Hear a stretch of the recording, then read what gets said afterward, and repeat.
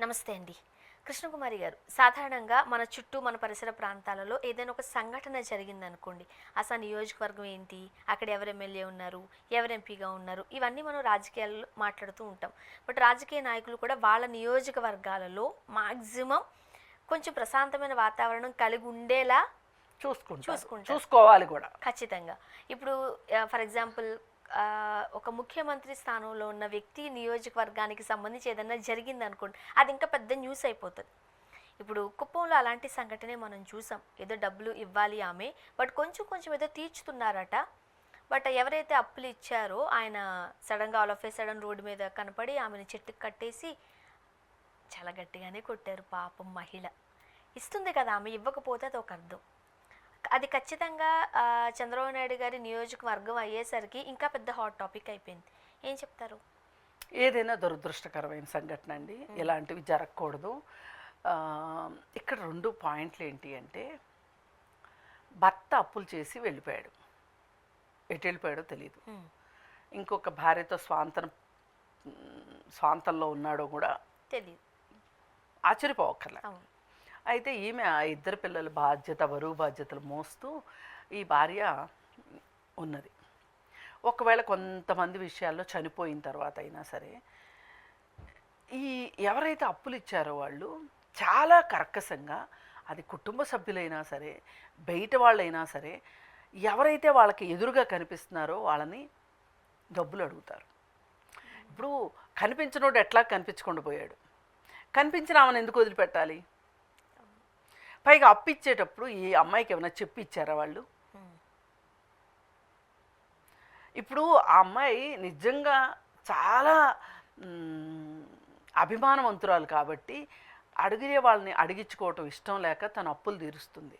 అదే ఆ అమ్మాయి ప్లేస్లో ఇంకొక అమ్మాయి ఉంటే, నాకు చెప్పిచ్చారా మీరు అప్పు, నేను ఎలా బాధ్యురాల్ని, ఎక్కడున్నాడు ఎత్తుక్కోండి తెచ్చుకోండి అని అంటే ఏం చేస్తారు చెప్పండి? కానీ ఆ అమ్మాయి ఆ ప్రాంతాన్ని వదలదలుచుకోలే.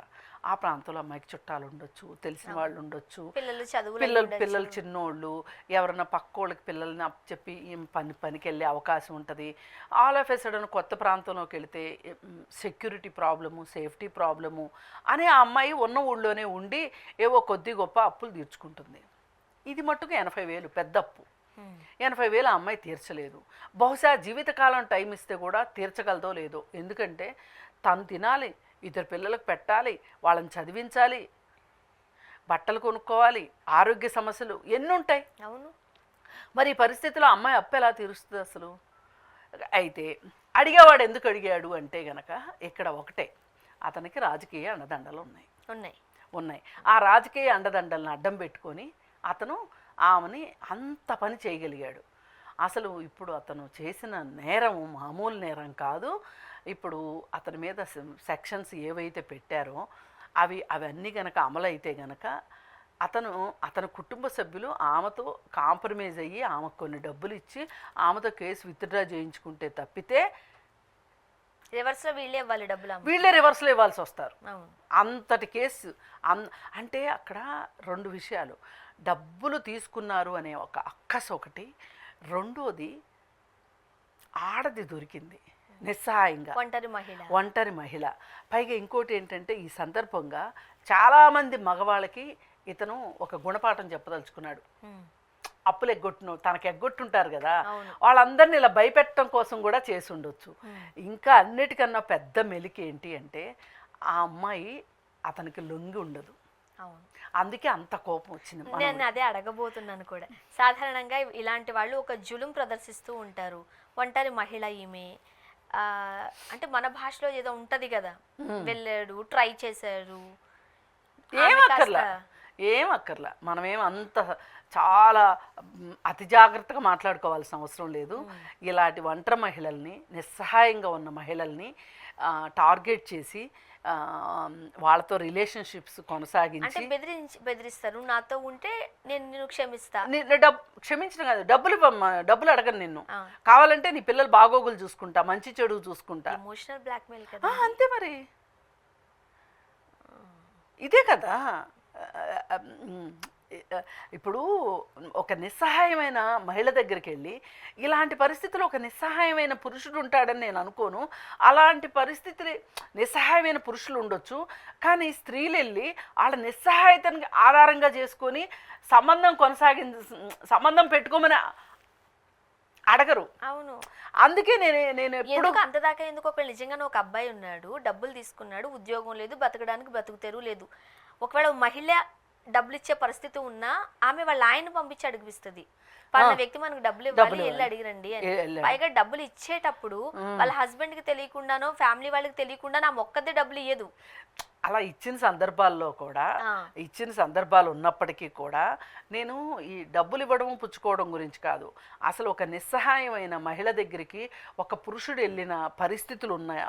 అలాంటి పరిస్థితులు, ఒక నిస్సహాయ పరిస్థితుల్లో ఒక పురుషుడు ఉంటే స్త్రీలు ఆ విధంగా చేస్తే స్నేహహస్తం ఇస్తారేమో చెప్పలేం, కానీ ఇలా బ్లాక్మెయిల్ చేసేటట్లు అంటే వాళ్ళని తమ చెప్పు చేతల్లోకి తీసుకునే లోపరుచుకోవడం అలాంటివి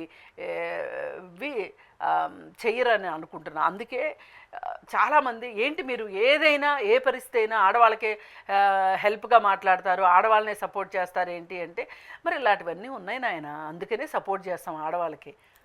ఇప్పుడు ఇలా ఒక మహిళ ఎవరైనా ఒక మగాడిని భారతదేశం మొత్తంలో ఎంత డబ్బులున్న మహిళ అయినా సరే చెట్టు కట్టేసి కొట్టి డబ్బులు వసూలు చేసిందా? అందుకని సరే, ఏది ఏమైనప్పటికీ కూడా ఈ విషయంలో మట్టుకు అతను తెలుగుదేశం పార్టీ కార్యకర్త లేదా ఇంకోట అని చూడకుండా ఇతని మీద మట్టుకు చాలా చాలా అంటే చట్టం తన పని తాను చేసుకుపోవాలి. పైగా ఇది ఏళ్ళు పూళ్ళు కాకుండా త్వరితగతిన ఇన్స్టెంట్ రిజల్ట్ కావాలి.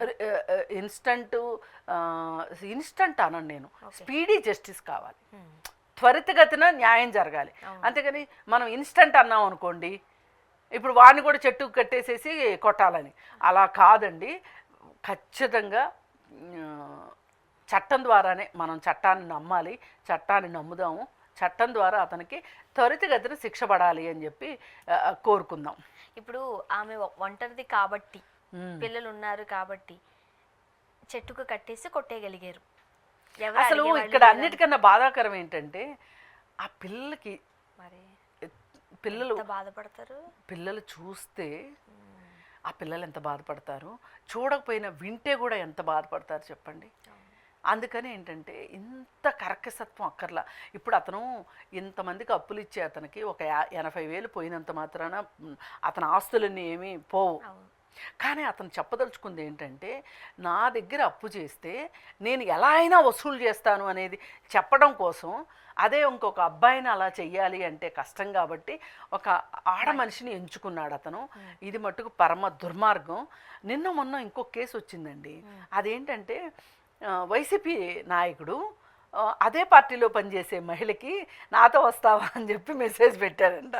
సరే, ఆవిడేమీ మాట్లాడుకోకుండా ఈ పంచాయతీ ఆఫీస్ దగ్గరికి అతను వస్తున్నాడని తెలిసి ఆమె అక్కడికి వచ్చి చొక్కా చింపి మరుగొట్టింది. ఎంత ధైర్యం రా నీకు, నన్ను అడుగుతావా అని. అంటే ఇప్పుడు ఈ రాజకీయాల్లో ఉన్నప్పుడు వీళ్ళు ఏమనుకుంటారంటే, అసలు ఈ రాజకీయ నాయకులు మన అవసరం కోసం మనం ఏం తప్పులు చేసినా వాళ్ళు క్షమిస్తారు అంటే మన సపోర్ట్ దొరుకుతుంది అనుకుంటారు. లేక కొన్ని చోట్ల దొరికే మాట కూడా వాస్తవం అయినప్పటికీ కూడా ఈ రెండు సంఘటనలు చూసిన తర్వాత పార్టీల నాయకులు జాగ్రత్త పెట్టుకోవాలి. తమ కార్యకర్తలు ఏం చేస్తున్నారు అనే దాని మీద పార్టీల వాళ్ళు కొంచెం నాయకులు కొంచెము ఒక కన్నేసి ఉంచాలి. ఇట్లాంటి వాళ్ళని అసలు మేము మా పార్టీలో ఉంచుకోము అని చెప్పి సస్పెండ్ చేసి పారేయాలి ఇమ్మీడియట్గా. చూద్దాం ఇది ఎంతవరకు మీరు అన్నట్టు స్పీడీ జస్టిస్ వెళ్తుందో. Thank you.